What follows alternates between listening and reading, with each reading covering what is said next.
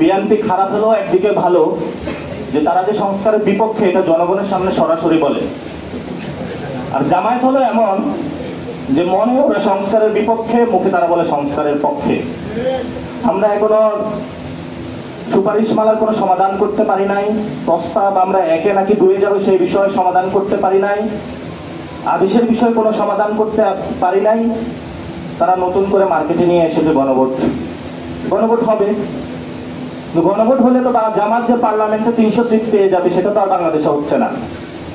আমরা আগেও বলেছি গণভোটে যদি হ্যাঁ জয়যুক্ত হয় এটা তো বাংলাদেশের জনগণের জয়যুক্ত হবে, এটা তো জামায়াত ইসলামের জয় হবে না। এই জন্য আমরা জামায়াত ইসলামের কাছে আহ্বান রাখবো, ভণ্ডামি বাদ দেন। আপনারা ভণ্ডামি বাদ দেন। ভণ্ডামি বাদ দিয়ে অন্তরে কি আছে একটু খুলে বলেন। লোয়ার হাউসে পিআরকি একটু সিট বার্গেইনের জন্য যেটা 4 দলীয় জোটে করেছিলেন ওইটাকে একটু বাড়ানোর জন্য চাচ্ছেন নাকি অন্য কোনো কারণে? গণভোটের প্রশ্ন বা তারিখটা আগে চাচ্ছেন এটা কি কিছু সিট বাড়ানোর জন্য নাকি অন্য কোনো কারণে? যদি রাজপথে নামতে হয় যৌক্তিক দাবি নিয়ে নামেন।